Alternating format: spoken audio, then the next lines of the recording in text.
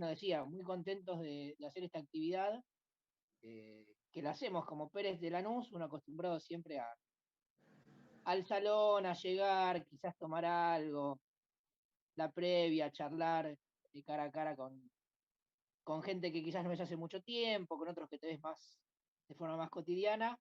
eh, pero bueno, esta es otra forma que estamos aprendiendo también a realizar y a utilizar para hacer actividades.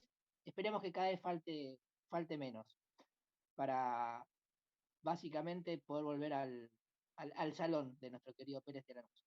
En este caso nos convoca dos motivos diferentes tenemos para realizar esta charla. Por un lado, la presentación de un libro que nos parece muy interesante, se trata de Afiches del Peronismo, del 45 al 55, de Raquel Quintana y Raúl Manrupe. Hoy contamos con la presencia de uno de los autores, me refiero a Raúl Manrupe, ese por un lado, y por otro, dada también la temática del libro, nos parecía importante invitar a Omar Dal Ponte. Omar Dal Ponte, un amigo de la casa, un amigo histórico del Pérez de Lanús. Para quien no lo conoce, es periodista, es escritor, entre otras cosas. Así que, y hace poco además, ya no tan poco, fue declarado ciudadano ilustre de Lanús. Así que hemos unido estos dos deseos en uno solo y en una sola actividad. Así que posiblemente lo que vaya a suceder es que Raúl cuente, ¿no? Nos cuente de qué va, nos cuente acerca de este libro y me charlo con algún comentario de Omar. Aprovecho y los presento bien. Raúl Manrupe, bueno, decía, es uno de los autores de Afiches del Peronismo, es investigador del Museo del Cine Pablo Duclos-Quiquén, es docente universitario, es especialista en archivos y patrimonio cultural, es curador de muestras, es autor de libros relacionados con el cine, la televisión, las artes gráficas, es también director del documental Pixa, y en el caso de Omar Dal Ponte, decía recién, es periodista, es escritor, es autor, entre otros libros, de retazos históricos, Historia de Lanús y también Por la Historia de Lanús, que en uno de esos libros aprendí que, por ejemplo, el último duelo que se hizo en el partido de Lanús, específicamente en Montechingolo. Omar, si me equivoco, bueno, dígame, pero creo que sí. Así que, si les parece, arrancamos la actividad y le damos la palabra en primer lugar a Raúl. Raúl, ¿cómo estás? Bueno, hola, ¿qué tal? Bueno, hola a todos. Un gusto estar Hola. acá. ¿Qué tal? Muchas gracias, Majo, María José, con quien hablamos, y a todos ustedes. Bueno, un gusto estar con Omar también. Me saco los lentes para que no se refleje, porque no existe. Yo creo que se tienen que fabricar dentro de los Zoom y todo eso, los lentes sin vidrio, para que no refleje así tipo mosca, digamos. Entonces, ya debe haber algunos que lo deben utilizar. Las armazones sin cristales, digamos, para los Zoom y los Meet y todos estos encuentros que, nada, son una forma de comunicarse, por supuesto, en este momento. Y bueno, para mí es un placer estar con ustedes, también con Pérez, y todo para hablar del libro que es también un poco hablar de la iconografía peronista, de los dos primeros gobiernos. Acá está el libro, que está agotado, porque se agotó 2 ediciones, ¿no? Un libro muy lindo, con muchas ilustraciones, que lo editó la universidad. Ahora vamos a ver en concreto, digamos, ilustraciones y todo eso de los posts, de los afiches, que lo editó la Universidad de 3 de Febrero. Les cuento brevemente cómo fue la génesis de este libro. Raquel Quintana, que es la autora principal y que yo la ayudé en determinadas cosas, una de ellas fue que toda esta investigación tuviera la forma de un libro, ¿no? A mí me interesa mucho la cultura popular y me interesa mucho compartir las investigaciones, ¿no? Eso está muy bueno. Entonces, bueno, Raquel, en un momento dado, ella que es museóloga, investigando en el Archivo General de la Nación, movieron un mueble y cayó un rollo. Se movió un mueble, cayó un rollo, y ese rollo tenía decenas de afiches del peronismo. Se ve que alguien, como muchas veces ha pasado a lo largo de la historia, en la cual se han silenciado y tapado y tantas cosas. Y concretamente, bueno, cuando cayó Perón, que prendieron fuego, arrancaron todo, digamos, ¿no? Y no se conservó nada, hubo alguien que tuvo el buen tino. Hay alguien que está con el micrófono prendido, que también meta charla que te charla, y se siente como fondo. ¿Cómo se llama? Ella agarró y vio ese encuentro de alguien que por suerte los pudo rescatar, esos afiches, los resguardó pensando en la posteridad, digamos, ¿no? Ese es ¿cómo se llama? Lo que podemos decir. Y sí. Sí, hay un micrófono, meta charlar. Si se puede mutear a la gente momentáneamente, está.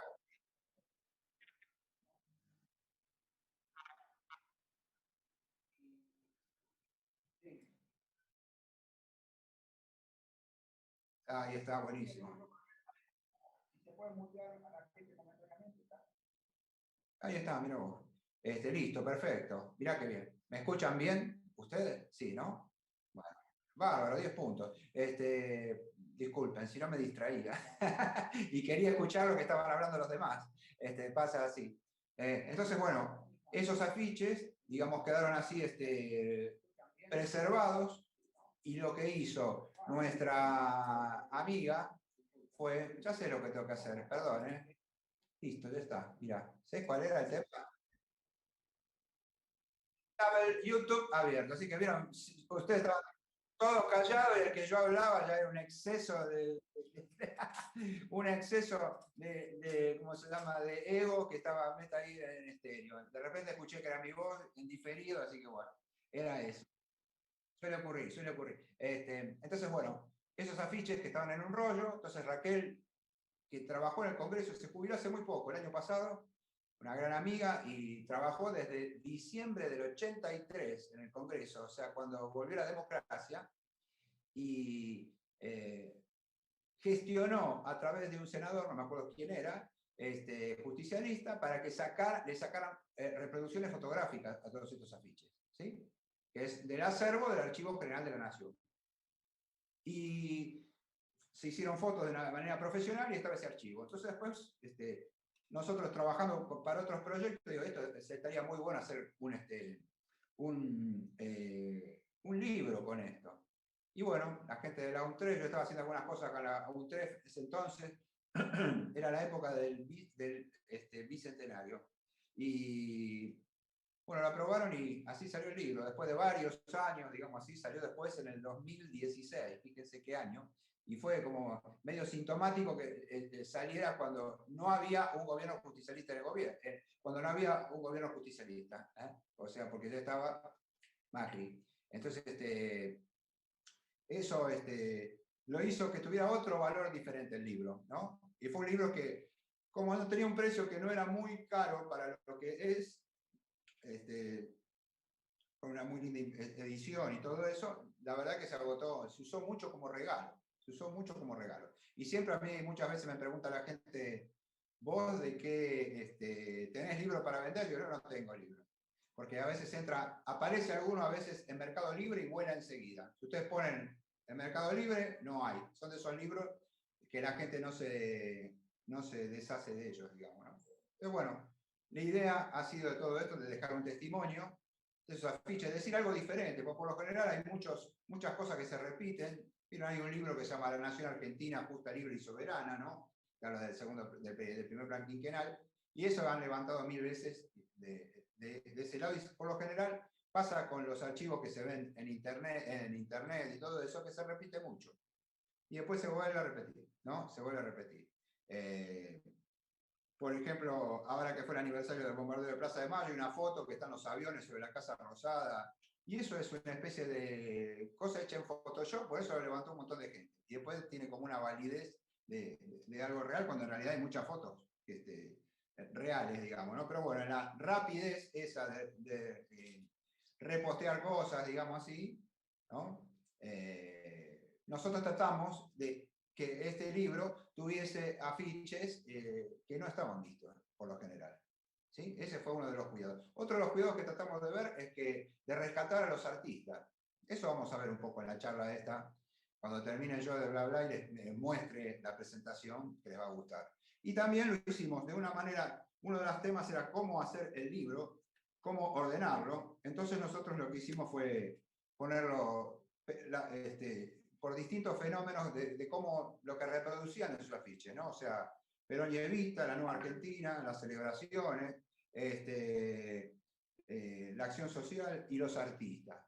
Entonces van a ver un poco cómo fue evolucionando a lo largo del tiempo todo eso. Ustedes piensen que en 1945 o 46, y ya vamos a mostrar algo, cierta gráfica que podía llegar a ver era de este tipo. Miren, yo les muestro esto en la revista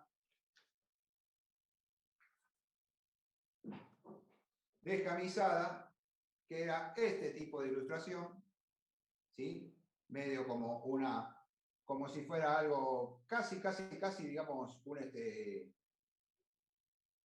algo bastante aficionado, digamos, en la que, bueno, se hablaba acá todavía, esta revista era de cuando no, previa a las elecciones, digamos, ¿no? Previa a las elecciones era como una revista cómica, digamos, blanco y negro, y era más o menos lo que se podía hacer como a 20 centavos el ejemplar, como para hacerle fuerza, digamos, a otras publicaciones, como podía haber, ¿no? O sea, ahí había mencionado Marlo otra vez que a través del diario La Vanguardia, ¿no? Que era socialista, entonces estaba las caricaturas de Tristán, que se dedicaba a, ¿cómo se llama?, a darle con todo a Perón, digamos, ¿no? Entonces, bueno, era toda una forma, digamos, ¿no?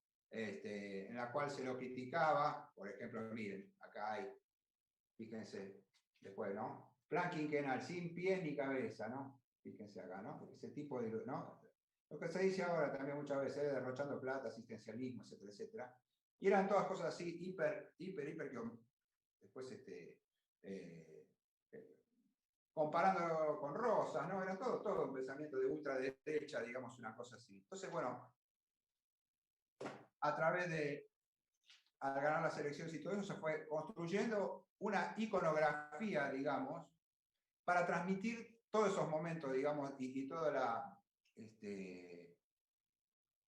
una cosa con identidad propia, digamos, ¿no? Entonces ahora yo les voy a mostrar, vamos a compartir pantalla. Yo puedo compartir pantalla, ¿verdad? Creo que sí. Ahí está, un segundito, espérense. Muchas gracias. Entonces ahora espera un cachito. Espera que esto lo voy a cerrar acá. Un momentito. Y vamos a charlar y vamos a ver imágenes también para que las palabras también sean acompañadas por... Díganme si ustedes lo ven. ¿Sí? ¿Lo están viendo? Bueno. Bueno, sí, sí. Bueno, muy bien, perfecto. Sí, se ve. Perfecto, ahí está. Bueno, esta es una tapa con dos imágenes muy representativas y ahora vamos a hablar un poco de ello, ¿no? Vamos a ver de cómo fue el tema de cómo lo representaron a Perón a lo largo de todo este tiempo, ¿no? A lo largo de muchos dibujantes y artistas, algunos que ponían la firma, como puede ser en este caso, Saúl Borovio, que era un creador, también ustedes van a ver imágenes que son muy conocidas, que a veces no conocen, digamos, quién las hizo, ¿no? Fíjense, comparándolo con lo que vimos recién, ya es una cosa más institucional y más aspiracional, digamos, de alguna manera, una palabra que se inventó después, ¿no? Entonces, distintos dibujantes, algunos que ponían la firma, otros que no ponían la firma. ¿Por qué? Por miedo a ser perseguidos, o porque a lo mejor eran contratados profesionalmente y no querían embanderarse, digamos, pero otros sí ponían su firma. Y van a ver que hay artistas como este, que por ahí no eran muy conocidos afuera de eso, y otros que sí eran conocidos en otros ámbitos. Acá tenemos otro perfil, partiendo del mismo perfil, fíjense qué linda gráfica de esta, de Héctor Alfonsín, que nada tenía que ver con Raúl Ricardo, y menos con Ricardo, que hizo muchos afiches y que también hizo afiches de publicidad, pero él tenía un estilo medio surrealista, que fíjense también, siempre el tema de la esperanza está muy presente, ¿no? Mirando hacia la derecha, y también, ¿cómo se llama? En este caso, el peón rural, digamos, ¿no? O algo así, con su familia, también mirando hacia el porvenir. Eso es muy interesante. Roberto Mesadra también, otro afiche conocido en el cual un Perón sonriente, como podríamos decir, potente, digamos, ¿no? Alegre, compañero, digamos, camisa abierta. Mesadra era quien dibujaba los póster y las láminas, sobre todo durante muchos años, entre otras cosas, de la Federación Argentina de Box. Y él después terminó haciendo algunas cosas. Después vamos a ver, al final de todo vamos a ver lo que hacían los otros trabajos de estos dibujantes. Acá también, fíjense de qué manera se representa de una manera diferente, digamos, el rostro de Perón. Después lo fotográfico, después de la muerte de Evita, hay como una especie de retraimiento y mayor seriedad, digamos, en ese aspecto. Entonces, esto ya es, estas fotos, acá, es una foto, después, si yo, a ver, un segundo, dejo de compartir en un minutito, un segundito, es una foto que tienen a Perón de luto y que se usó mucho para el segundo plan quinquenal. Ven que tiene la, ¿cómo se llama? El brazalete negro, digamos, como se usaba en ese entonces, ¿no? De estar de luto, ahí. Y esta foto fue utilizada con muchas aplicaciones. Se utilizaban por lo general con muchas aplicaciones, esos afiches. ¿Por qué? Porque tenían que ir a todo el país y para cumplir distintos, ¿cómo se llama? Fines. ¿Sí? Entonces acá está Apoyo a Perón votando a sus candidatos, el que no era una, no era, en este caso no era una elección, ¿cómo se llama? Para presidencial, sino para otro tipo de cargos. Y bueno, fíjense ya con una fotografía cómo se va marcando esa diferencia. Otra cara conocida también era de Gregorio López Nagui. Gregorio López Nagui, que era un escenógrafo de muchas películas argentinas, ¿sí? Escenógrafo de muchas películas argentinas. Y él hizo esta cara también de seriedad, este afiche muy sintético, digamos, que ustedes habrán visto varias veces, ya con el tema de la segunda, buscando el tema de la de la segunda presidencia, para la elección de la segunda presidencia. Ahora que decía yo de apoyo el segundo plan quinquenal y todo eso, hasta hace muy pocos años ha habido, después lo fueron tapando, pero por ejemplo la estación Villa Lynch del ferrocarril, en Constitución, en tanques de agua, todo eso todavía decía apoyo el segundo plan quinquenal. Yo vi en Mendoza pintado en las montañas, apoyo el segundo plan quinquenal, y no lo vi en esa época porque no vivía, ¿no? Pero lo vi en la década del 80, ¿eh? Todavía existía eso, y debe haber existir todavía esos especies de fósiles, ¿no? Comunicacionales que son impactantes, digamos. Si hablamos de Evita, es otro tema, tiene otro, ustedes habrán visto en todas las que vimos recién, si bien en algunos momentos la no solemnidad, pero sí una expresión serena, confiable, firme. Vamos a ver con Evita, este fotográfico es un afiche bastante raro, ¿no? Abanderada de los trabajadores, ¿no? Siendo ella, bueno, y vamos a ver cómo evolucionó su imagen también, que eso tiene que ver no solo en la, en su look, digamos, de moda o forma de peinarse, etcétera, sino también a nivel gráfico, cómo fue una figura que aún hoy es flor de ícono, digamos, ¿no? Es un ícono impactante, digamos, y nada, con decir que cuando el logotipo de la ópera Evita, ¿no? Es con ese rodete. Que algo yo otra vez leí hace poco, el tema del rodete, del pelo tirado para atrás y el rodete, no era un peinado que se usaba en la época. No era un peinado que se usaba en la época. Era algo más bien anterior que ella usó. Entonces tal vez es como para su rol de trabajadora, digamos, de alguna manera incansable, pero no era que se usara en ese momento. Ese es un buen comentario y que me di cuenta hace poco. Acá todavía tenía el pelo, fíjense, es del año 47, ¿no? Entonces ella está también con una ropa, esa época, tal vez no demasiado sofisticada, pero ya en un gesto, digamos, y ya estaba ¿cómo se llama?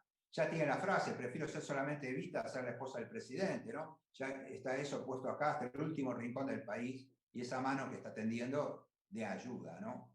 Muy interesante eso.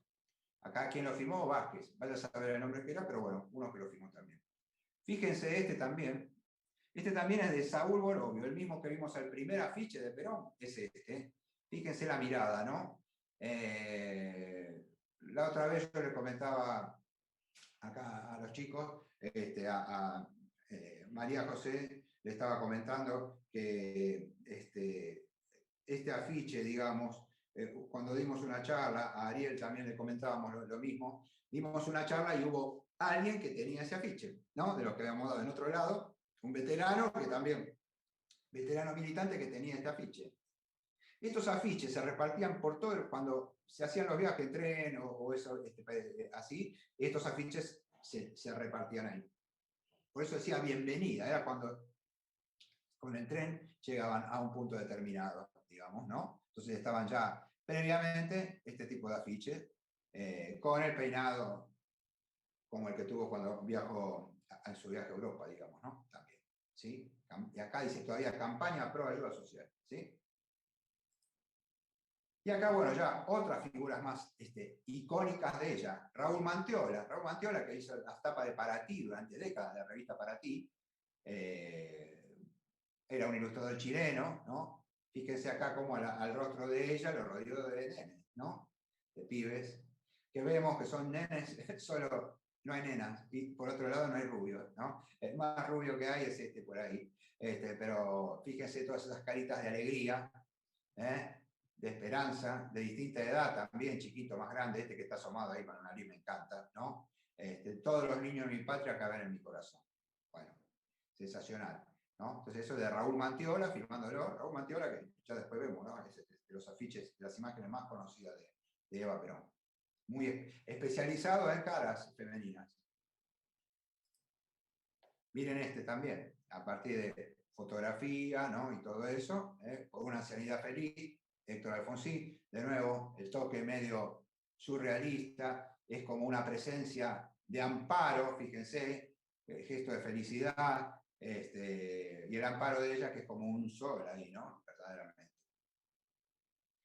Y este otro raro, de Aristides Rechain, era un gran dibujante de los 30, 40, 50, en la revista Argentina, una revista muy linda que salió entre el 49 y el 50, hizo toda una vida de San Martín en historieta hermosa, con colores, unas viñetas hermosas. Y fíjense esta cara de Evita embellecida y angelical, y por un lado está el amparo de ella y por otro lado el desamparo que se ve en todo el conjunto de gente, en la cual hay ancianos, la niñez, el obrero, un estudiante, la mujer, tal vez un hombre de campo o algo así, el trabajo, ¿no? Mártir del trabajo.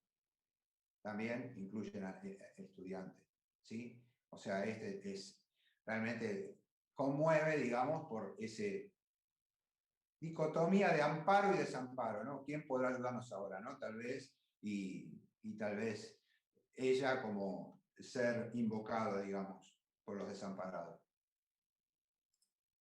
Pero bueno, si hablamos de la nueva Argentina y de cosas que pasaban, fíjense cómo se celebraban distintas cosas, ¿no? Si podemos decir, ahorre parte de su jornal, fíjense esto de Horacio Álvarez Boero, para la revista Ahorro, ¿sí?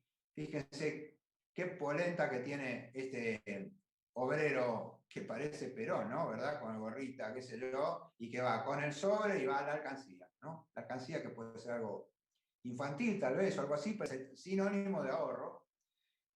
Y también un afiche hipermoderno, digamos, y de acuerdo a las, ¿cómo se llama? Modelos de la época, de los 50 ya, y eso, la verdad que 40, 50, y fíjense la pujanza que se transmite ahí, ¿no? Y a la vez es un tipo que es fuerte, los brazos fuertes, medio gordito, va para adelante, ¿sí? Y acá como haciendo una pareja, tenemos la Fiesta Nacional del Algodón en el Chaco, ¿no? Y también la celebración del trabajo, es eso, ¿no? La celebración del trabajo. dibujante que se llamaba Ramos. Acá hay de nuevo otra cosa más. Otto Dura era un alemán que vivía acá y que hizo muchas cosas. Hizo algunos, por ejemplo, de los murales que hay en el subte, de los que están, el que va de la Plaza de los Virreyes, el de Bolívar a la Plaza de los Virreyes. Bueno, algunos murales de esos que son como paisajes de la Argentina, los hizo él. También trabajaba en publicidad y fíjense, por un lado, el tamaño de la alcancía, digamos, ¿no? Junto con la pala, de nuevo, ¿no? Simbolizando, y también el trabajador, fíjense el lomo que tiene, fíjense la cabeza, la mente, el mentón apuntando para arriba, el respaldo en la alcancía, ¿no? En los ahorros, el trabajo y el ahorro, ¿no? Muy interesante esto, ¿no? Y este que lo pusieron en el flyer, que siempre no deja de impactarnos, cuando lo vemos y la gente lo ve, pues están, por lo general, la vista y lo que ha trascendido siempre en lo que se comparte en internet o en libros o en publicaciones, son afiches más parecidos a los que acabamos de ver. Sin embargo, este es muy impactante. Si usted ha sido explotado, no permita que su hijo lo sea. Compre la tierra que cultiva. El gobierno le dará cuanto necesite. Caramba, ¿no? Es muy impactante. Y el autor es Aristóteles, se llamaba, ¿no? Era un seudónimo, ¿no? Que él se dedicó, hizo muchos afiches. Hay muchos del 45, del 17 de octubre, excelentes, digamos, ¿no? O sea, con mucha fuerza. Se llamaba Cristóbal Fernández, él, ¿no? Pero bueno, era alguien, digamos, que hizo muchos afiches, que no hizo cosas de publicidad, pero sí hizo estos afiches. Ahí alguien está molestando o hackeando. Vamos a ver qué pasa. Este también, fíjense, la dicotomía entre dejadez y trabajo, ¿no? Perón cumple usted también, produciendo para que esto se transforme en esto. Acá, bueno, hay que trabajar, ¿eh? Si trabajás, te va a ir bien. Ese es el mensaje que está transmitiendo. Este otro también, este es Rosarino, Banco Provincial de Santa Fe, un dibujante a lo mejor local, y fíjense también todo lo que está mostrando, ¿no? Desde el avión, símbolo de esa progreso, fuerza, pujanza, etc. El campo, la industria, el crecimiento, hay que poner en marcha el segundo plan quinquenal. Y acá también, como en otros afiches que hemos visto con la mujer, también, ¿no? Que levantándose, arremangándose para trabajar, ¿no? Imagínense esto pegado en la calle, ¿no? El impacto que podía llegar a tener, siendo que la vía pública es algo que sirve para poner en la calle un ítem, digamos. Y miren, cuando los niños de Santiago fueron llevados a Gran Buenos Aires, Evita fue su esperanza. Allá, en la lejana capital moderna, la esperanza dio paso a la realidad. Y Evita hizo el milagro. Claro, contábamos la otra vez, ¿no? De que quién tuvo su primer par de zapatos, su primer pantalón. Son cosas que están en la primer escalón, digamos, de las necesidades, digamos, ¿no? Entonces, ¿cómo no iban a sentirse dignificados? Y también la educación, ¿no? Aprendices de hoy, técnico de mañana, ¿no? Comisión Nacional de Aprendizaje y Orientación Profesional. Esto tal vez es previo a lo que fue la UTN, ¿no? El crecimiento de la Universidad Obrera, hoy la UTN, que fue fundada por Perón, ¿no? Entonces, bueno, también aprendices de hoy, técnico de mañana. Siempre el porvenir está presente, ¿sí?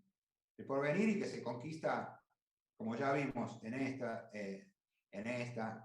trabajando, ¿sí? Parte de eso. Ese es el trabajo que da sus frutos. Un sueño realizado, de nuevo también. Otro de Alfonsín, Fundación de Ayuda Social María Duarte. ¿No? Entonces, es la Navidad, la cara del pibe, ¿no? Llegó ahí de arriba. Es del año 48, ¿sí? Los juguetes, cosas que eran inaccesibles para muchos hasta ese entonces. Y otro Alfonsín, fíjense qué lindo, el pueblo ya sabe de qué se trata, de 1948, y también a partir de la historia que la tenemos acá, ¿no? Representada por el cabildo y la gente, tenemos los ferrocarriles, los barcos, los aviones, las fábricas, todo, ¿no? También son afiches de mucha belleza y muy sugerentes y muy inspiradores también para quien los ve. Y si hablamos de... Sí, señora. Sí, sí, porque fue alguien ahí que anduvo hackeando, digamos, ¿viste? A ver. eh, suele ocurrir a veces con Zoom, pasó alguna vez con una charla. A ver, ahí está, mirá. Bueno, perfecto. Vamos a ver. Acá, como último, digamos, de esto, yo les quiero mostrar distintos trabajos que podían hacer. Por ejemplo, Héctor Alfonsín, esta campaña para Casimires. ¿Cómo me enteré? Porque una vez en YouTube, no, en el Mercado Libre, alguien vendía estos originales y decía que eran de él. Como suele ocurrir muchas veces en las piezas de publicidad, no se firman, digamos, ¿no? Los ilustradores, salvo que fuera alguien muy importante. Entonces, bueno, acá hay un trabajo de no político, digamos, ¿no? Mesadra, por ejemplo, cuando volvió el peronismo al poder en el 73, trabajó, hizo unas dobles páginas para el gráfico buenísimas, ¿no? Acá de una pelea de Lauce, ¿no? De la década del 50, fíjense qué trabajo, ¿no? Y con lo que él, los afiches que yo dije yo de la famosa Federación Argentina de Box eran más en este estilo que estaba acá. Este afiche también lo hizo Mesadra ya para la tercera presidencia. La vida por el pueblo, dice, ¿no? Y este también es, bueno, fíjense, Raúl Manteola, acá, bueno, él también hacía para Croniquita, fue los últimos trabajos que hizo, muy lindo, para el suplemento Croniquita, los dibujos de unos chicos, ya en los años 80, fueron de los últimos trabajos que hizo, ¿no? Y también estilo moderno, ¿no? La cara es hiper recontra realista y el cuerpo es un poco más bocetado, así está muy bueno.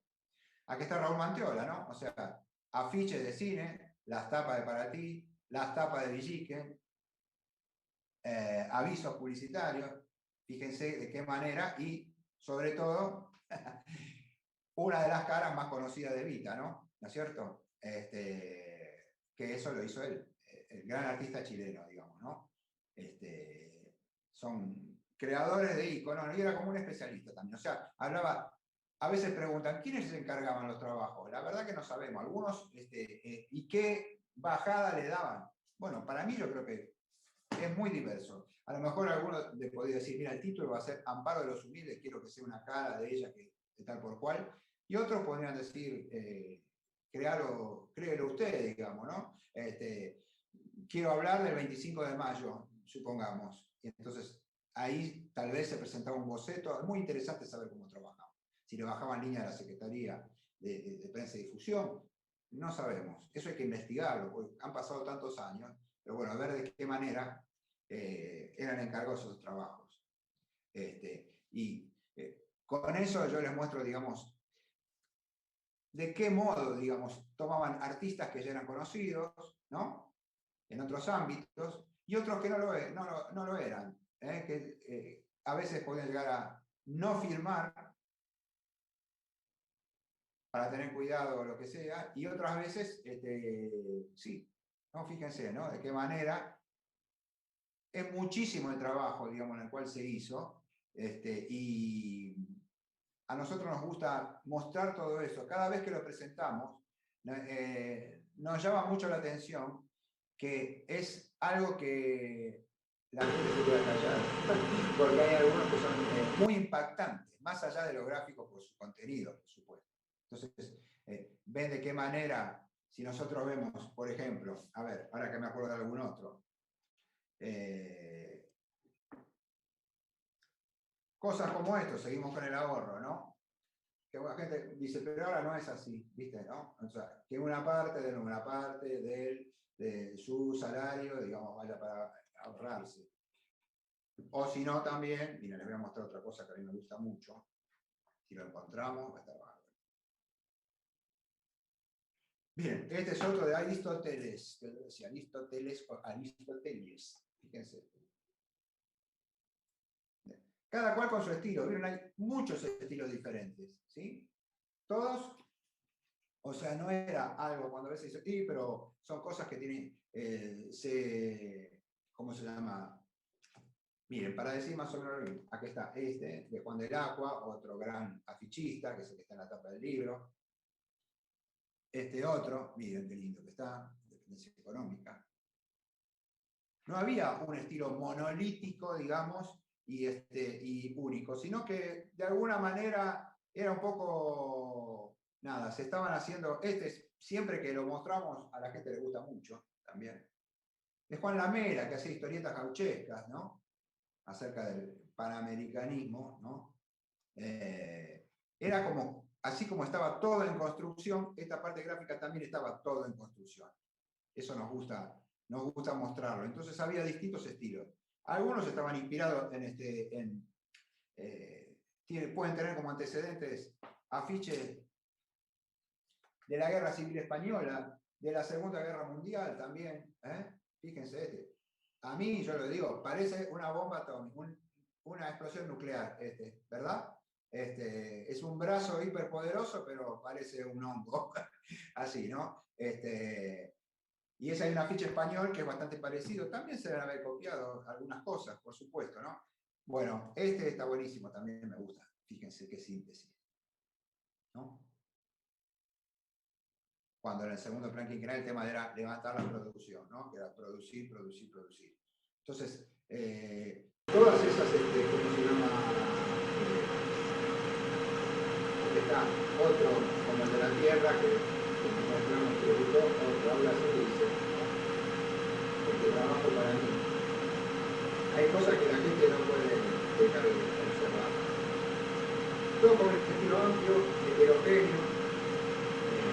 Imagínense eso por todos lados, digamos, ¿no? Con una gran, digamos, diversidad, digamos, de estilos y de más acertado, menos acertado. Otro retrato conocido, de Pachelo, ¿no? Fíjense, no era lo único, era como una diversidad muy grande y una libertad muy grande también, pienso, porque no era que se bajaba esa, ¿cómo se llama? Esa línea, sino que para mí lo que estábamos investigando se transmitía la forma de lo que se quería comunicar. Y había que gritar de alguna manera y también esas cosas para que la gente las viera. Muy bueno. Así que básicamente nosotros con lo del libro quisimos rescatar un poco todo eso. Que ya les digo, ¿qué pasó en el 55? Sí, acá Valeria dice, mucho pasó en el constructivismo y en el futurismo, sí. Hay de ¿cómo se llama? Nacha Regules, le digo a Moto G Plus, sí, es de Raúl Mantiola también. Porque él trabajaba para Argentina Sonofilm. Ese de Nini Marshall que vimos en la presentación es para una película de Argentina Sonofilm. Y constructivismo, futurismo, hay de todo. Surrealismo, como dijimos, distintos estilos que convergen de alguna manera en traducir determinadas cosas, lo que se quería comunicar. Obviamente cuando eso pasa,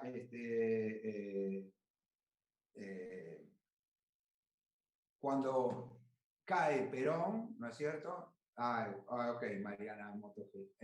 Cuando cae Perón, todos esos afiches son prendidos fuego, quemados, ¿no? Arrojados. Entonces, yo recuerdo, por ejemplo, había gente, tal vez ustedes también deben haber visto, pero gente que tenía, yo recuerdo, los padres de mi madrina, que vivían en Cosio y Telier, cerca de Santoyani, tenían una casa bastante grande, de 2 plantas. Arriba tenían el lavadero. En el lavadero tenían el cuadro de Perón. Había quedado ahí. No sea cosa que alguien lo viera, ¿no? Y como estaba prohibido mostrarlo, ¿no? Me acuerdo del afiche, me acuerdo uno de estos afiches, no me acuerdo cuál de ellos, me parece uno de los que era de perfil, y lo tenían ahí arriba, ¿no? Entonces hubo mucha gente así, historia que se volvió a repetir después en el golpe del 76, es típico, ¿no? Enterrar un libro en el fondo del jardín, ¿no? ¿No es cierto? Quemar libros, enterrar libros, porque ya podía el temor a una represalia que podía llegar a llevar la vida, digamos, lo que sea.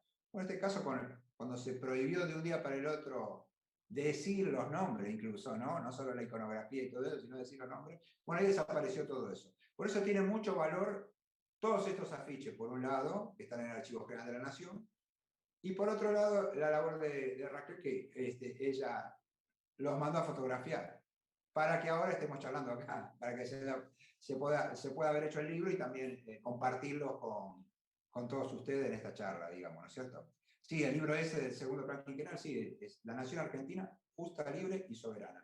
Un libro gordo, que hay mucho de eso en internet. Eso dice Ana Martínez, ¿no? Así que bueno, no sé, si quieren hacer preguntas o charlar, lo que sea, o preguntar, o hablar, yo estoy acá encantado de la vida, porque nos gustaría decir que el libro esté para comprar, pero lamentablemente estamos esperando a ver si hacen alguna edición nueva. Y bueno, estamos en eso ahora. Así que bueno, si quieren hacer una pregunta, mismo ustedes, si quieren moderar o lo que sea, preguntar algo, díganmelo. Buenísimo, Raúl. ¿Me escuchás? Sí, perfectamente, sí. No, quizás aprovecharía y le pediría a Omar, ¿no? Sí, claro. Al Alfonte, si quiere contar algo de sus recuerdos, también inclusive. En persona me ha contado algunos, pero también si los quiere compartir y opinar acerca de lo que está viendo, lo que está mirando.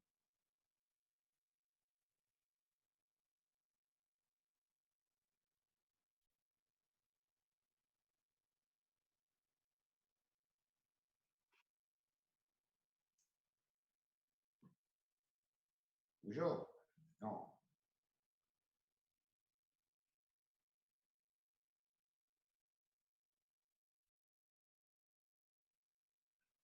¿Cómo no? Esperemos que así, sí, señor, sí, señor, sí, señor.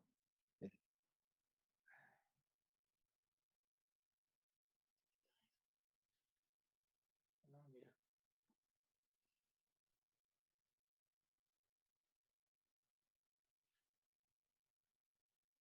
Ahora me parece que sí, ¿no? Ahora, ahí está. ¿Qué tal, Omar? Bueno, bárbaro, bárbaro. Bueno, en primer lugar, sí, claro, cómo no. Se han abierto muchas puertas después de esta magnífica exposición de el querido compañero Raúl, amigo. Gracias. Gracias, Omar. Sí, en primer lugar, gracias por permitirme participar. Y además, agradecer también el trabajo de Raúl y de Raquel, que han hecho una magnífica contribución.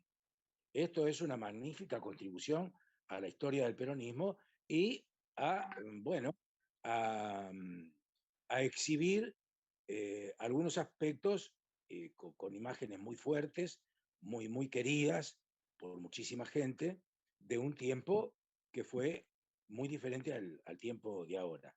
Para mí estas imágenes, es decir, como yo nací viejo, nací en 1938, realmente la mayor cantidad de afiches que enseñó Raúl me resultan familiares. Yo los recuerdo perfectamente. ¿Me escuchan bien ustedes, no? ¿Me escuchan bien? Sí, yo perfectamente. Sí, perfecto. Sí, sí. Sí, muy bien, Omar. Bueno, y como siempre ocurre con estas cosas, quedan algunos huequitos que es importante llenar. Cuando Gerardo hizo la presentación, habló del último duelo de Lanús. No se refería a qué tipo de duelo era. Si era un duelo por una muerte, no. Él se refería a un duelo a esgrima que hubo en Lanús. Más bien, no a esgrima, sino a sable, protagonizado por un periodista local, el doctor Joliván Biglieri, con el vicealmirante Benigno Varela. Joliván Biglieri, un querido compañero, amigo nuestro, era un radical, pero un radical irigoyenista, acá de Lanús, que se batió a duelo con Benigno Varela en una quinta de Montechingolo. Bueno, fue en serio la cosa, se lastimaron, no mucho, pero bueno, no hubo muertes en ese momento, ¿no? Eso se hizo en una casa quinta muy cercana a donde siempre estuvo ubicada la estación de Montechingolo. Esto para que no queden cosas al pasar y quienes participan de este Zoom se vayan con un informe completo. Respecto a los afiches, evidentemente se comunicaba y se comunicaba bien, se comunicaba bien. Ustedes fíjense que hay muchos afiches que tienen que ver con la familia del campo, el peón del campo, la tierra. Bueno, eso tiene que ver también porque el primer peronismo tuvo una política importante. Hay que recordar que en el primer tiempo de, digamos, de 1946 a 1948, eso se conoció como la época reformista del peronismo, que fue crítica del latifundio, pero había antecedentes importantes, ¿no? Entre 1943 y 1946, eh, antes de que Perón gane las elecciones en el 46, mientras fue Edelmiro Julián Farrell presidente y vicepresidente Perón, que a la vez era secretario de Trabajo y Previsión y ministro de Guerra, se habían tomado leyes importantes con respecto a la cuestión de la tierra y del campo. Hubo prórroga y suspensión de los desalojos, hubo rebajas en los precios de los arrendamientos rurales, se sancionó el estatuto del peón, del tambero y del mediero, reglamentando el trabajo rural. Después se sancionó la ley de arrendamientos y a parcerías rurales, en la ley, yo recuerdo, la 13246 en 1948. Y la Constitución de 1949 consideró a la tierra como un bien social. Y habría que ver, ¿no? Es muy importante que se consulte los artículos 38 y 39 y 40 de la Constitución de 1949 y van a ver cómo ahí figura esto de la tierra como un bien social, ¿no? Y fíjense que en el artículo 17 de esa misma Constitución se introdujo la posibilidad de expropiar la tierra. Es decir, medidas no menores, medidas no menores. ¿Por qué el Perón de civil y el Perón en camisa?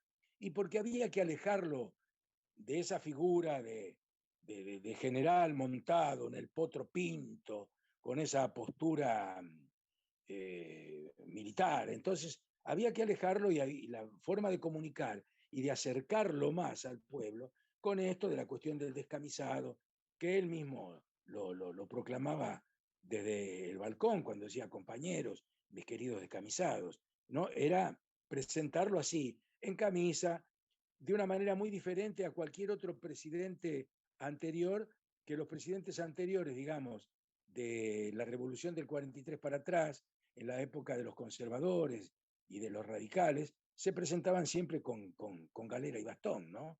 Había que ponerlo de otra manera.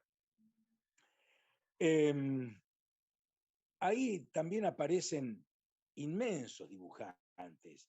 Aquí se nombró a Luis Mesadra y también tenía una razón de por qué ponerlo a Mesadra, porque Mesadra era un muy buen retratista de los deportistas. Y entonces con aquello de que Perón apoya al deporte, había que, digamos, hacer coincidir el arte de Mesadra desde sus caricaturas del deporte con las distintas imágenes del peronismo. Y también Luis Medrano. Luis Medrano es inmenso dibujante de grafodramas que solamente con un cuadrito, un dibujo, y sin ninguna palabra, explicaba toda una realidad social. Cuando todo el pueblo marchaba para adelante, había un ricachón, un oligarca que iba para el otro lado, ¿no? Es decir, se cruzaban el camino en soledad. Bueno, estos son algunas interpretaciones que podemos darle a esos afiches de aquel tiempo. Y me detengo un poco en la cuestión de la alcancía, que Raúl señalaba, y señalaba con precisión.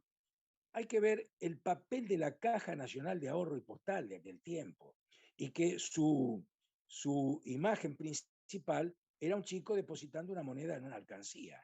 De ahí viene la cosa. Nosotros, yo fui un niño privilegiado del 45.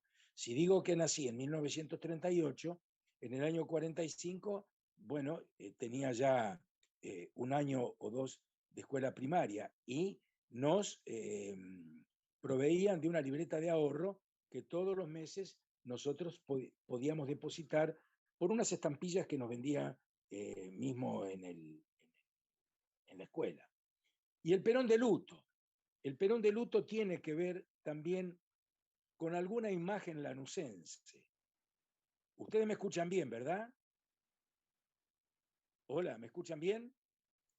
Sí, sí, escuchamos bien. Sí, sí. Perfectamente. Perfectamente. El Perón de luto tiene que ver con una imagen que yo tengo grabado en mis ojos preadolescentes cuando tenía 14 años. Porque Eva Perón fallece un 26 de julio de 1952. Yo ahí tenía 14 años. Un mes después del fallecimiento de Eva Perón, el general, este inmenso general, viene a Lanús a inaugurar el Policlínico Eva Perón. Fíjense qué detalle.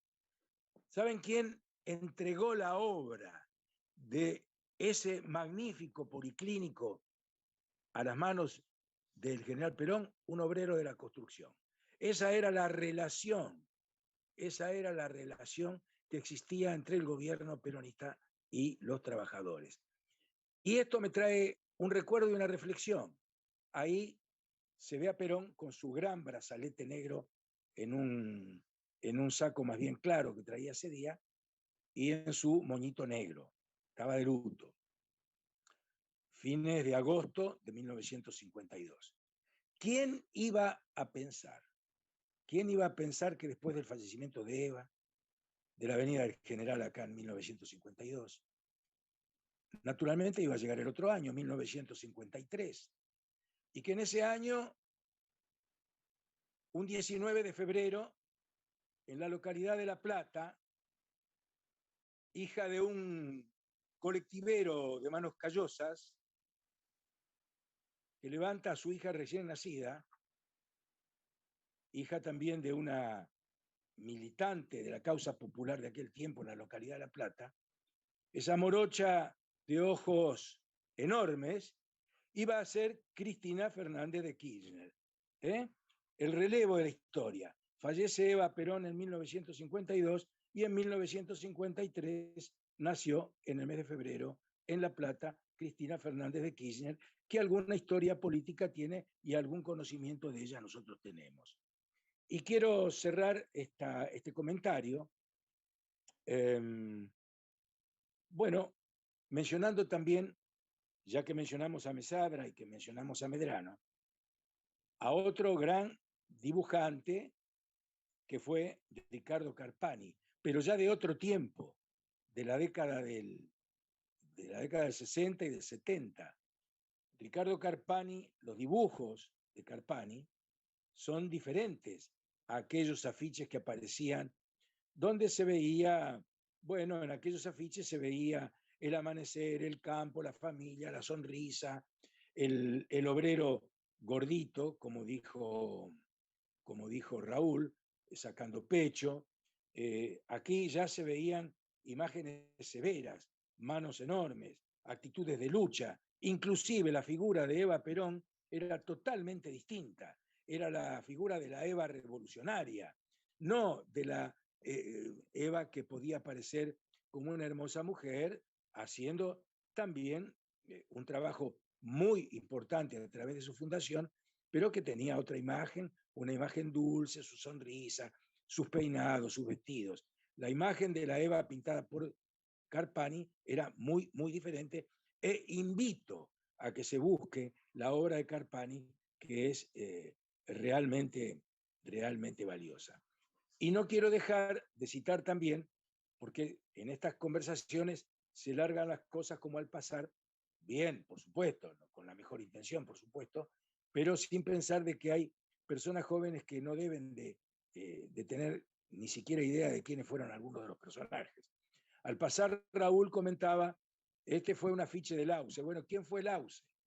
Lause fue un gran boxeador argentino, el zurdo Eduardo Lause, que se cansó de voltear muñecos, que le prometían la pelea por el título mundial, que fue a Estados Unidos le ganó a varios boxeadores ranqueados y algunos que no estaban ranqueados, pero eran muy buenos boxeadores, muy feroces boxeadores. Les ganó a todos, sin embargo, los Yankees no le dieron la pelea por el título porque sabía que Lau se iba a ganar el título mundial.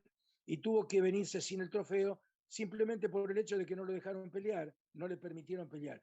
Ese fue, rendimos homenaje a Eduardo Lauce, un gran deportista argentino, un gran deportista argentino. Sí, Bueno, señor. creo haber, no sé, una sola crítica, Raúl, una sola crítica, porque en esto siempre es una de cal y una de arena, ¿no? Pero acá no, no. Acá van muchos saludos y muchas felicitaciones, pero hay un solo detalle que me gustaría corregir, no corregir, no puedo ser presuntuoso, un solo detalle que me gustaría señalar. Es muy difícil hablar de un libro cuando el libro no se lo tiene en las manos, pero de todas maneras yo me tomé el trabajo de buscar, de investigar y de mirar bien de qué se trata el libro. Hermosa contribución, magnífica contribución, un aporte extraordinario, pero hay un hecho. Hay una parte de la reseña que se ha publicado que habla de la trágica muerte de Eva Perón y de la declinación del general a partir de 1952. Eso, respetuosamente, digo, es falso. Muy bien. Es falso. Es no conocer, porque de ninguna manera la figura del general declinó a partir de 1952. Siguió en funciones hasta que lo derrocaron, convirtiendo para su derrocamiento primero los bombazos en 1953 en Plaza de Mayo. Muy olvidado eso, ¿no? Si el bombardeo de Plaza de Mayo del 55 está acallado, lo del 53 es algo que no existe para la historia, ¿no? Que tuvo muchos muertos y muchos heridos, y que los responsables de haber puesto esas bombas fueron radicales, porque fueron Matov, que le decían el jefe, y Roque Carranza, que le decían el ingeniero, acompañados por un personaje oscuro que se llamaba González. Y todavía es terrible que haya una estación del subterráneo que lleva el nombre de Roque Carranza, un asesino de los radicales gorilas, representante de los gorilas. Esas bombas causaron muchos muertos casualmente en la estación de subte, digamos, ¿no? De Plaza de Mayo. Perdón, termino para que no se me pase. Para derrocarlo a Perón, después del 53, hubo que hacer el Guernica argentino bombardeando la Plaza de Mayo, y después con los sucesos de 1955 y los fusilamientos de 1956, ya derrocado Perón acá en la regional de Lanús. De ninguna manera declinó Perón, porque desde el año 52 hasta el año 71, en que nosotros, el pueblo, logramos el retorno del general Perón, pudo conducir un movimiento de masas, el movimiento de masas más importante o uno de los más importantes de Latinoamérica, a 13.000 kilómetros de distancia, y ser principal protagonista en la escena política nacional. De manera que es la única perlita que yo encontré. No hay que hablar de la declinación de Perón porque no existió esa declinación. Al contrario, fue una presencia señera, fuerte, determinante, y que al final regresó victorioso al país y murió abrazado con la calidez y el calor de este enorme pueblo argentino que siempre, siempre, en definitiva, logra poner las cosas en su sitio. Muchísimas gracias, Raúl, muchísimas gracias a todos, muchísimas gracias a las compañeras y compañeros del pueblo y del Pérez, por supuesto. Es una sola cosa, el pueblo y el Pérez, una gran institución de Lanús que amo profundamente. Muchísimas gracias. No, gracias a vos, buenísimo. Muchas gracias. Bueno, aquí estamos. Don Ariel, cuando pueda, me gustaría hacer una aclaración, una ampliación de lo que mencionaba Omar recién con relación al duelo famoso en Lanús.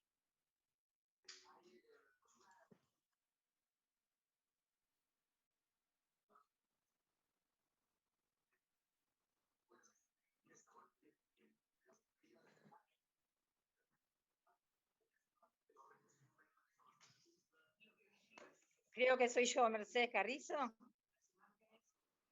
Sí, perdón si estoy alterando el orden, decime, porque se me había cortado. No, lo mío es muy sencillo. Coincido con Omar, nuestro profesor, de que la figura de Perón no se aminoró jamás. Estando en el exilio escribió 8 libros. Miren la producción del general. Y ya, de vuelta, en su tiempo casi póstumo, diremos, fue capaz de escribir un libro para el Proyecto Nacional. Y donde ahí nos deja su legado, su obra, su pensamiento, un hombre adelantado a su tiempo. Hablándonos ya en el 73, 74, de los problemas de la ecología que hoy los tenemos, de la amenaza interna y externa, siempre bien plantado y siempre bien ubicado. Creo que lo más grande de Perón fue ese pensamiento filosófico, esa doctrina política, como no hubo otra en el mundo. Mi homenaje y agradeciendo a ustedes la oportunidad de ver una exposición tan buena. Gracias.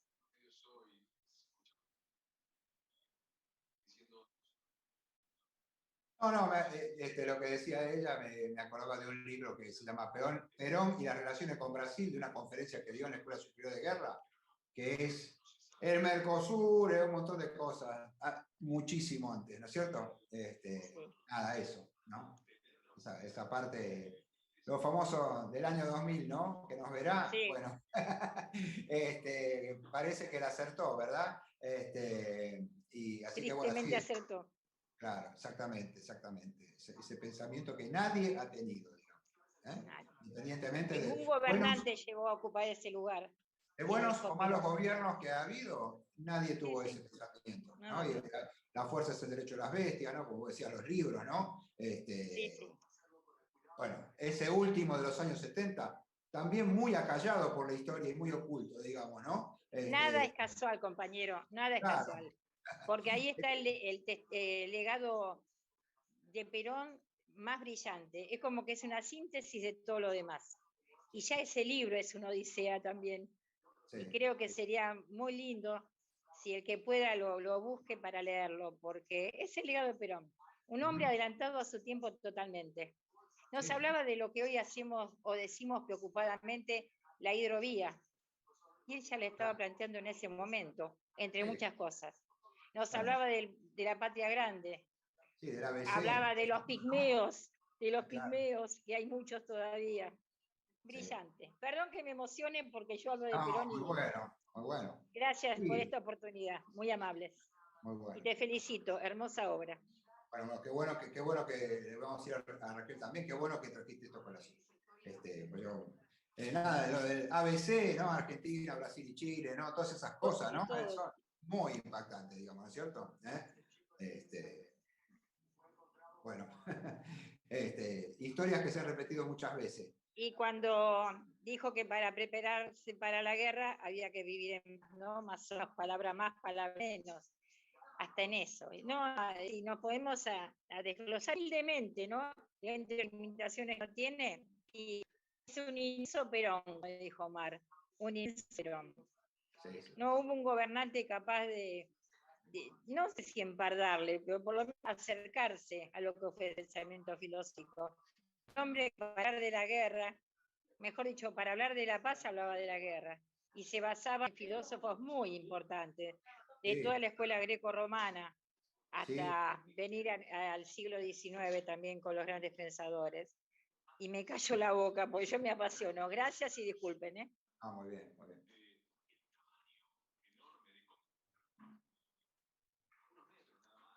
Sí, y está Paula también, Paula Lajarín. También está, levanta la mano. Bueno, muchas gracias. Sí, es una ampliación de lo que dijo Omar, realmente, ¿no? Por ejemplo, con el tema de Eduardo Lauce, ese extraordinario boxeador, la noche de los fusilamientos en José León Suárez y en Lanús, peleó Eduardo Lauce en Perú, ganó el título sudamericano y aparece reflejado en la obra de Rodolfo Wolf, Operación Masacre. Estaban escuchando la pelea y yo me acuerdo de haber escuchado la pelea en mi casa.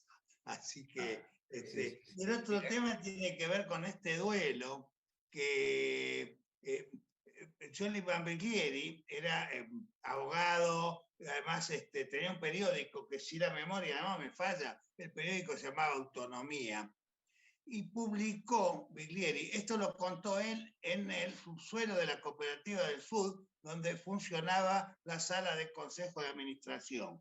Y bueno, yo estaba entre los presentes, ¿no? Pertenecía al Consejo de Administración de la Cooperativa del Sur. Y contaba Biglieri, medio haciendo una, como personificando ese famoso duelo. Él había publicado en el periódico Autonomía, había tomado una reproducción de un trabajo de Osvaldo Bayer, cuando empezó a trabajar el tema de la Patagonia rebelde, y lo publicó, y de ahí viene, se sintió ofendido, que era ministro del Interior o viceministro del Interior, el almirante, y lo reta a duelo. El ofendido lo reta a duelo a Biglieri. Entonces, el que tiene que elegir arma es Biglieri. Y Arma dice, yo no sabía nada de ningún arma. Entonces elige espada, decía esgrima, decía Omar, ¿no? Sí, es esgrima. Esto se hizo en la quinta del doctor Vallarati, Caguazú y Dinamarca, pasando a la estación de Chicolo unas cuantas cuadras, pasando Lins también. Entonces dice que él agarró la espada con las dos manos, porque él no sabía esgrima, y le entró a pegar como el gallego a la gaita, al almirante Así no se pelea, cada uno pelea como sabe. O sea que sí, es verdad, como decía Omar, se han lastimado bastante, ¿no? Así que es toda una anécdota. Nada, gracias por escucharme. Primera, segunda y tercera sangre, entonces. Bueno, ahora yo no veo quién tiene la mano levantada, pero por lo que dijo recién Ariel, Paula quería decir algo. Hola, ¿cómo les va? Hola, buenas tardes, noches. Gracias por la invitación, gracias por la propuesta, gracias por el convite. Y bueno, por ahí un poco en la línea de lo que comentaba en el chat, pensando en esta potencia de la imagen, con lo que no me voy a meter mucho, porque acá hay gente vinculada al arte, como mi compañera Valeria, así que no quiero meterme mucho en eso, pero pensaba, porque ella lo puede desarrollar mejor que yo, pensaba en el valor, en la cuestión pedagógica de la imagen, ¿no? En esta función de comunicar y a su vez enseñar, ¿no? Hacia quienes se dirigía este mensaje de estos afiches del peronismo. Y también pensaba, bueno, en mis propios afanes que tienen que ver con la enseñanza de la historia en el nivel secundario.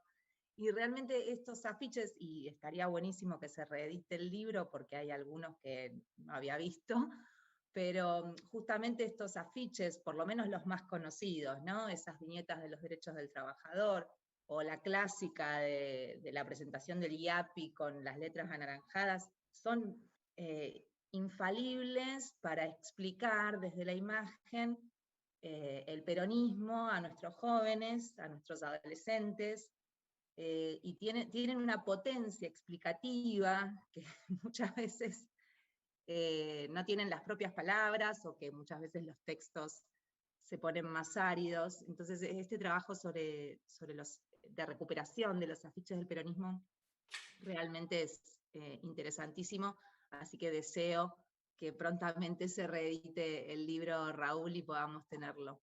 Gracias, ojalá. Sí, buenísimo. Eso da impulso para que le escribamos a nuestros interlocutores, digamos, para ver si lo vuelven a editar, digamos, ¿sí? Así que muchas gracias, Pablo. Bueno. No sé si alguien más está levantando la mano, quiere decir algo. Sí, soy yo, Omar. Omar. Sí, no, solamente ratificar lo que dijo Rubén Medina. Tal cual él lo relató fue así, ¿no? Tal cual él lo relató fue así, el lugar, eso responde. Y agregar un dato, porque bueno, los lanucenses tenemos nuestro corazoncito.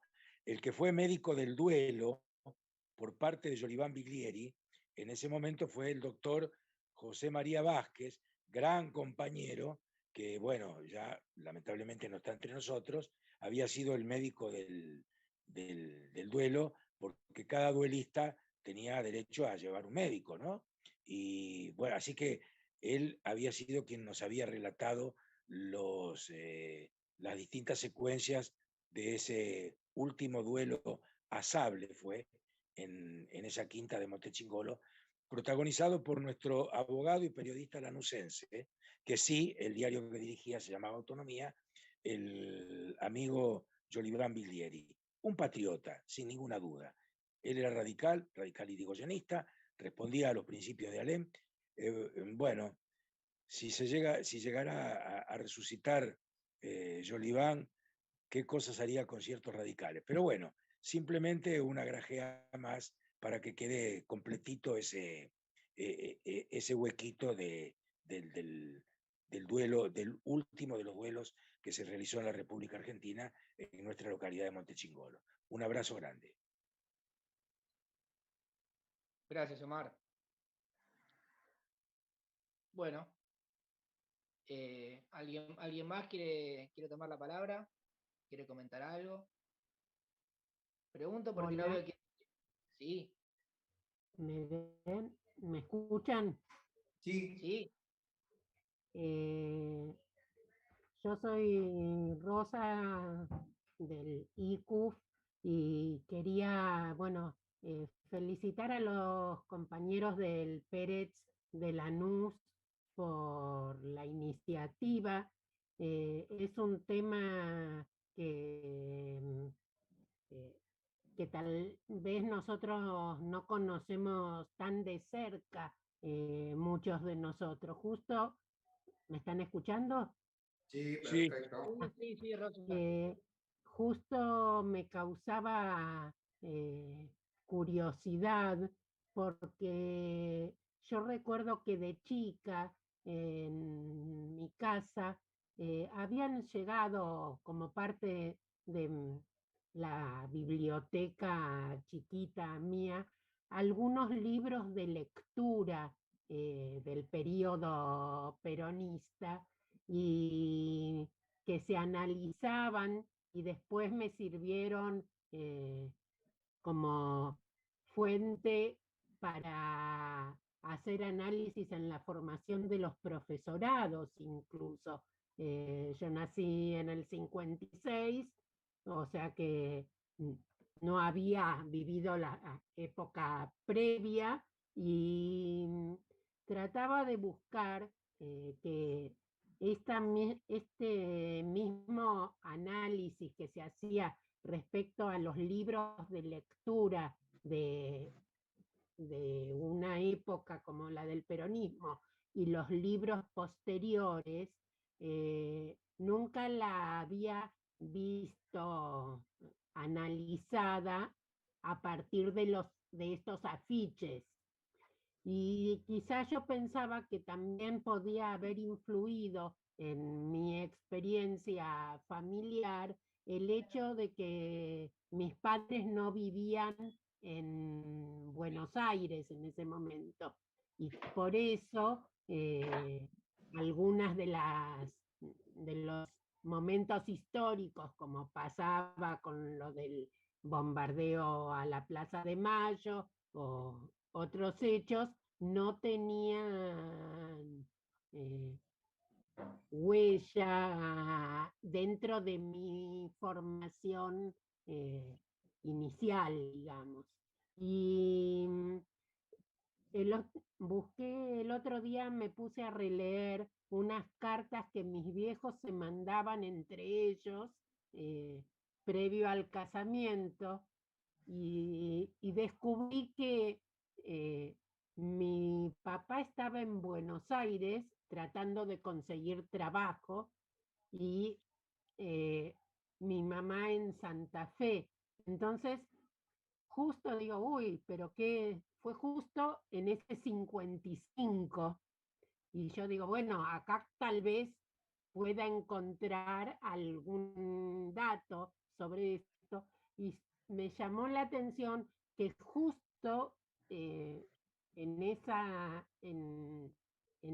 ese tiempo, las cartas de junio se interrumpían al día 8, digamos, y se retomaban después. Cosas que estaba pensando por qué se había quizá cortado esa transmisión, ¿no? Y me pareció interesante ver que a un tema que no le habíamos dado tanto lugar, digamos, ahora con esta iniciativa teníamos la oportunidad de hacerlo. Eso quería comentar como aporte. Muchas gracias, Rosa. De nada. Bueno, ¿alguien más? Sí, yo quería comentar que en las bibliotecas escolares de primaria se encuentran libros de esa época. Y veo que, no sé si se reproducirán en esos libros los mismos afiches que vos mostraste, o por lo menos con esa misma estética. Mira, no sé si con la misma estética, no los mismos, puede ser que a lo mejor alguna imagen de Perón, pero sí respondían a comunicar. Sí. De una manera que ha sido muy criticada, digamos, porque se mezclaba muchas veces la política, ¿no? Con la educación formal de los niños, pero tienen su propia estética también, ¿no? Sí. Hay, no sé, hay uno que se llama Privilegiado, por ejemplo, ¿no? Y lo primero que encontrás es Eva me amó, digamos, ¿no? Antes que la madre, ¿verdad? Y no eran los mismos dibujantes, porque tenían por lo general, no sé, Editorial Capelú, se me ocurre también, Peuser, qué sé yo, que hacían, ¿cómo se llama? Losada, ¿no? Los que hacían los manuales, ¿no? Los libros de lectura, tenían sus propios dibujantes, digamos, ¿no? Y también es una materia súper rica para estudiar, también. Sí, y hay mucho en las escuelas. Yo soy bibliotecaria escolar y encontré mucho material de esa época, sí, que aún se conserva en la... Sí. Aníbal Ford creo que tiene, no me acuerdo, si un libro sobre, ¿cómo se llama? Un segundo, ya que estamos, ¿no? Porque me acordé que lo tengo a mano. Alberto Siria, ¿no? Tiene un libro que habla del tema, ¿no? ¿Ves? Mira. Política cultural, política y cultura popular. De Alberto Siria, muy interesante también, que habla de todo este tema, analizándolo. Abel Posadas también, que es un gran historiador de cine, también tiene de una manera muy seria estudiado. ¿Puedo decir algo? Si me permiten. Claro, sí. Ahí está Gerardo es el que está coordinando, pero por supuesto, ¿cómo que no? Bueno, buenas noches a todos. Rosa me dio pie para nombrar un libro, porque, bueno, yo nací 10 años antes que Rosa, así que en 1946, bueno, cuando ingresé a la escuela primaria, Evita nos mandó el libro La razón de mi vida. Ustedes olvidaron mencionarla, pero era un libro que recibíamos todos los chicos cuando ingresábamos a la escuela primaria. Era un libro, un documento muy, muy valioso de su vida y la razón por la cual ella luchó tanto. Y otra cosa que es fundamental aclarar es que no solo se dedicó a la infancia, se dedicó también mucho a la juventud. Y estaban los juegos de la juventud, en los cuales les puedo agregar que un vecino de mi cuadra había ganado, había sido participante de esos juegos y le habían regalado la moto, que era la moto Ciambretta. Claro, entonces, era una forma de gratificar a cada uno de los participantes de esos juegos e incitarlos a la actividad deportiva, o sea, la actividad cultural por un lado y a la actividad deportiva por el otro. Muy bueno, sí, es genial. Bueno, les agradezco mucho que me hayan dado la oportunidad de contarles esto muy breve. Sí recuerdo el bombardeo porque yo vivo en Banfield y los aviones daban la vuelta a la altura de mi casa. Y recuerdo, incluso desde la terraza de una de mis amigas, ver las bombas caer a la altura del cementerio de Lomas de Zamora, que también fue bombardeado. Sí, hay toda una... siempre, bueno, se habla poco de Plaza de Mayo, de los otros lugares no se habla nada, ¿no? Claro. El bombardeo de la residencia presidencial, que también murió gente, ¿no? Ahí donde está la Biblioteca Nacional, ahí también murió gente. Esto del Gran Buenos Aires no se sabe nada, no se dice nada de eso. Y tuve una prima que justamente trabajaba en el Ministerio de Desarrollo y Acción Social, y ella se salvó de casualidad, y ella vivía en Ciudadela y llegó a la casa con todas las piernas sangrando porque se tiró al piso. Antes la mujer se vestía de otra manera, con tacos, con medias de nylon. Bueno, la cuestión que llegó toda lastimada a la casa porque para salvarse se tiró al piso. Hizo cuerpo a Pero tierra. bueno, sí. eso le quedó en la memoria para siempre. Y yo, con la edad que tenía, era algo que veíamos los aviones tan cerca que se nos venían encima. Pero bueno, son anécdotas de esa época que no las tenemos que olvidar, al contrario, las tenemos que rememorar y contárselas a nuestros hijos, a nuestros nietos, a todos los que podamos refrescarles por un lado la memoria y a otros reavivarle la historia, sí, revivírsela. La tradición oral es muy importante. Fundamental. Todo esto, ¿no? Muchísimas gracias. No, al contrario, mira, el otro día yo subí una cosa de los bombardeos de Plaza de Mayo. Mi papá trabajaba en el Correo Central y él justo tuvo la suerte de que entraba de trabajo a las 2 de la tarde, o sea, estuvo entre las dos oleadas, digamos, que hubo, ¿no? Que siempre dice, mucha gente murió porque fue a mirar, porque pensaban que no iban a bombardear más, digamos, ¿no? Pero el comentario es de eso que yo puse en Facebook, no sabes la cantidad de gente que comentó. Es como lo de Cromañón. Murieron 300 personas, pero vos, de alguien que está acá, seguro que alguien conoce a alguien o algo así, ¿viste? Y con el bombardeo lo mismo. Un montón de comentarios, de vivencias personales. Mi papá, que ayudó gente, qué sé yo, dice, llegó llorando a la noche. Mi papá no, uno comentaba, ¿no? Dice, llegó todo manchado de sangre a la noche, etcétera, etcétera. De ayudar gente que llevó con el auto, etcétera, etcétera. Todas cosas muy directas y fuertes. Yo digo, esto es para hacer un proyecto de tradición oral, para mí. ¿Viste? Sí, sería hermoso. Para que no se pierda. Así que bueno, muchas gracias. No, muchas gracias a ustedes por darme la oportunidad de hablar. Muy bien. Gracias a vos. Bueno, acá seguimos en la charla con Raúl, con Omar. ¿Algún comentario más? Yo no sé si se escucha. No, Majo. Bueno, yo trabajo con Raúl en el Museo del Cine, Dukrohiken.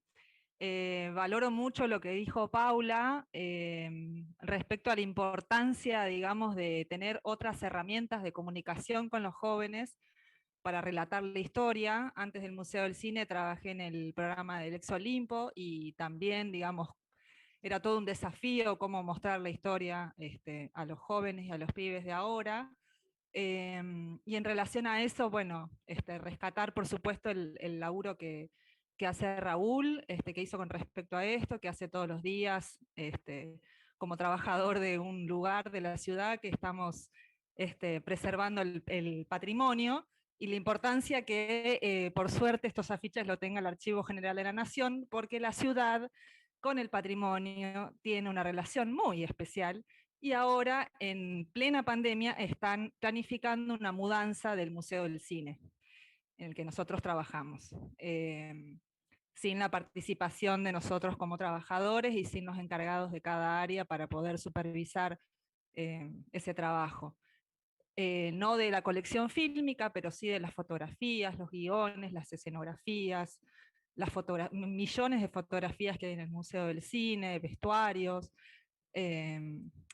Y bueno, nada, pensaba en eso, que esta compañera que entró a trabajar ahí y pudo rescatar esos afiches y llevarlos a donde corresponde, ¿no? El Archivo General de la Nación, y bueno, nada, de sostener que los trabajadores tenemos que estar ahí siempre dando la pelea para que nuestro patrimonio y la voz del pueblo y la voz histórica y el relato de nuestra historia y nuestra memoria colectiva no se destruya por los gobiernos, ¿no? Que van pasando, que los hubo dictatoriales, pero ahora los hay también de derecha y absolutamente despreocupados del patrimonio público. Así que agradecerte, Raúl, el laburo y esa recuperación que hicieron del material, porque es fundamental no solo para preservar el pasado, sino para construir otro futuro y poder transmitirlo a los chicos de otra manera, ¿no? La historia. Así que gracias. Sí, es el objetivo, más allá del objeto que uno puede decir anecdótico o una cosa así, bueno, es la idea esa de compartir, nada, como trabajo que hemos hecho para el Museo del Cine y todo eso, siempre se trata de compartir eso, no quedárselo como un coleccionista, sino que la gente pueda llegar a ver, sobre todo cuando hay discursos nuevos o cosas que están acalladas o silenciadas o ocultas, ¿no? Ahora después te mando un mensaje por esto de la tradición oral de bombardeo de Plaza de Mayo. Por ahí podemos hacer algo. Y que es relativamente fácil de producir, digamos, hay que buscar la gente, pero no es que una película, digamos, ¿no? Son ideas que van surgiendo, ¿no? Así que eso, después te mando un mensajito para que charlemos de ese tema. Bueno. Omar, usted está autorizado a hablar cuando quiera. Estoy escuchando con muchísimo interés. Ha sido una reunión muy importante, muy linda, una contribución más de nuestro querido Club Pérez a la cultura, bueno, a la cultura política, social de nuestra querida Lanús. Así que no más para escuchando y aprendiendo.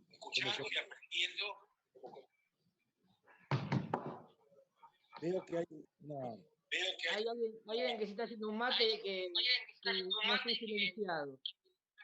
A ver, no sé quién es. Es Carlitos, creo que es. Carlitos. Sí. ¿Para qué lo silencio? A ver. ¿Qué tal? No, es como yo, te está prendido, ¿cómo se llama? El YouTube. Debe ser eso. Está bien.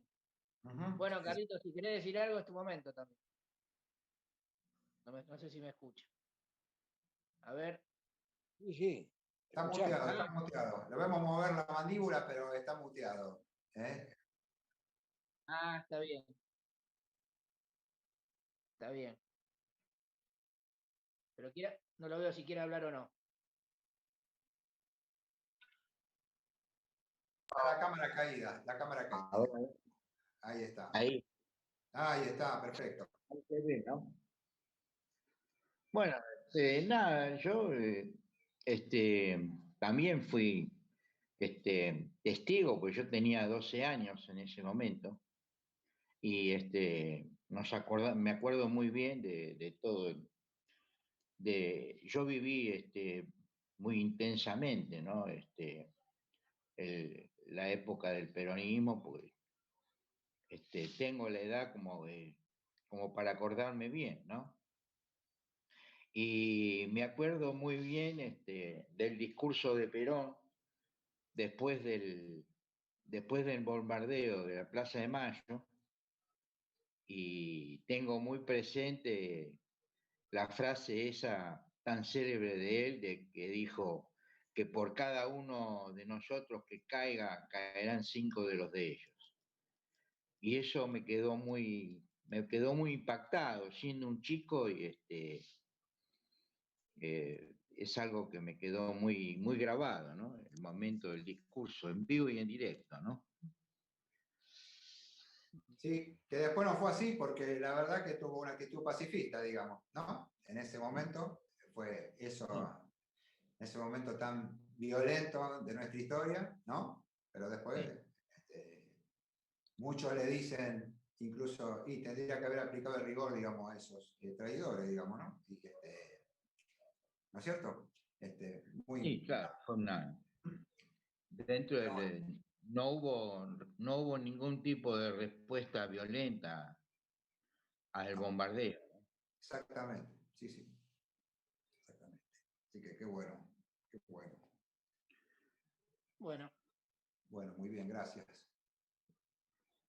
Bueno, acabamos una etapa. La persona que quiera acotar algo, yo acá veo si levantan las manos.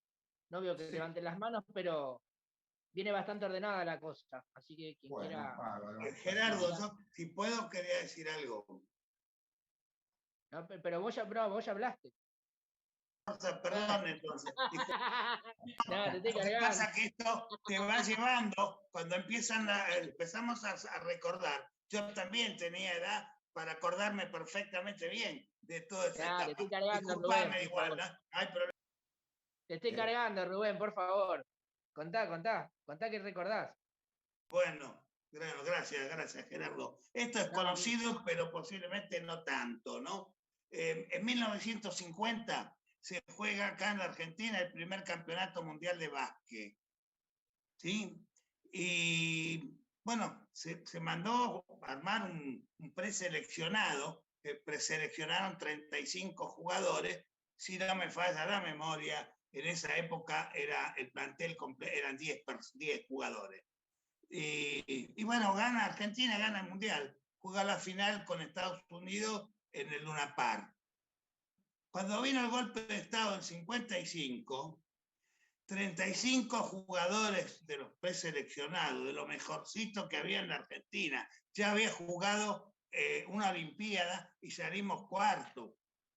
Jugamos por el tercer puesto, salimos cuarto. Ya Argentina estaba compitiendo digamos, en la elite del básquet. Se perdió toda una generación y se pierden los modelos. Tardamos décadas en recuperar eso que se perdió producto del golpe de Estado, ¿no? Y de la política. Nada, eso quería recordar nada más. Gracias. Muchas gracias, Rubén. Muchas gracias. Bueno, si les parece, vamos cerrando esta charla con Raúl, con Omar. Desde el Pérez, obviamente agradecidos con Raúl, también con Omar, y agradecidos con todas las personas que se conectaron. Es muy importante para nosotros. Hacía un tiempito que no hacíamos una actividad, aunque sea por Zoom, y bueno, creo que fue una buena convocatoria, estamos contentos con la convocatoria, y también, aunque sea de esta manera, estar conectados con algunos y con algunas, esas conexiones frecuentes, con otros no tanto, así que es importante en ese sentido para nosotros como institución, que estamos con las puertas cerradas físicamente, pero intentando hacer actividades y haciendo actividades. De hecho, una de las actividades principales del club, como el Kinder, sigue funcionando, por ahora de manera virtual. Esperemos que bajen los casos y se pueda hacer con todos los cuidados una actividad presencial, al igual que los diferentes talleres culturales, la actividad de tenis de mesa. Así que, bueno, contentos con esta reunión y agradecidos también con Raúl y con Omar, que creo que Omar también tiene algún libro para dentro de poco poder presentar. Esperemos que sea en el ámbito de la presencialidad. Y en el caso de Afiches del Peronismo, cuando haya una tercera edición, ahí te comprometemos, Raúl, a por lo menos avisarnos y saber la forma en que se pueda adquirir. Claro, es realmente. Claro. Bueno, estás ahí comunicado cotidianamente con Majo, así que avísanos por favor, y desde ya invitados para cuando quieras conocer el club, haremos algo también. Me encantaría, sí, como no, perfecto. Luego, bueno, Gerardo, te quiero agradecer. Bueno, Omar, un gusto. Ariel, María José, me gusta mucho intercambiar este tipo de espacio de intercambio. genera cosas. Cuando hablaban del básquet, hay un documental que se llama Tiempo Muerto, que habla de esa generación. Búsquenlo, digamos, ¿no? Que habla de esa generación, que porque le regalaron un auto o algo así, porque había pedido, ya le dieron de amateurismo marrón, qué sé yo, y lo suspendieron, ¿no? A toda esa generación que recién, bueno, nos llevó décadas, por suerte después se recuperó, digamos, a nivel del básquet, ¿no? Al punto de llegar a ser campeón olímpico y subcampeón mundial, digamos, ¿no? Pero bueno, fíjense la gran bache que hubo, ¿no? Pero bueno, para mí es un placer muy grande estar contactando con ustedes, surgen ideas, surgen cosas, y bueno, es la idea de cuando uno hace algo así, que movilice cosas. Así que bueno, les agradezco mucho al Pérez y a todos los presentes, que son un montón. Bueno, un abrazo grande para todos y para todos. Bueno, muchas